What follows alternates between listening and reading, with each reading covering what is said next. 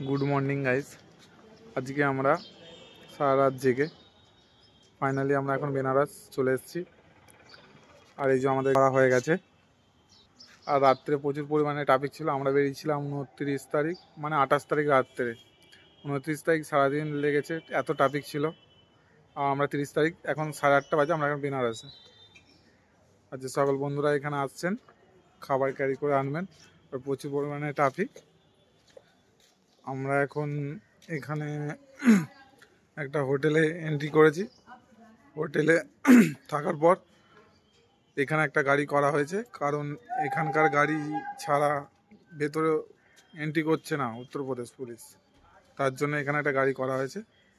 আমাদের গাড়িছি রেখে দেওয়ার আমরা এখন প্রয়াগরাজের উদ্দেশ্যে রওনা হব। ফ্রেশ হয়ে রওনা হব।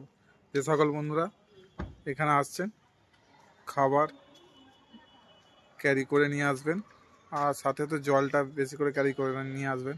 বাচ্চারা থাকলে আরও বেশি করে নিয়ে আসবেন। আর রাস্তায় তো প্রচুর পরিমাণে ট্রাফিক, এনেই তো প্রচুর পরিমাণে ট্রাফিক।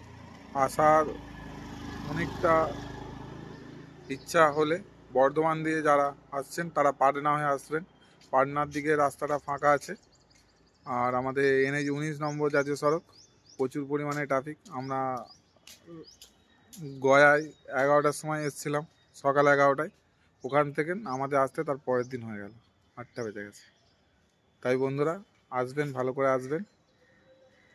প্রচুর পরিমাণে ট্রাফিক, এটাই আপডেট ছিল। হর হর মহাদেব, দেখা হচ্ছে পরের ভিডিওতে।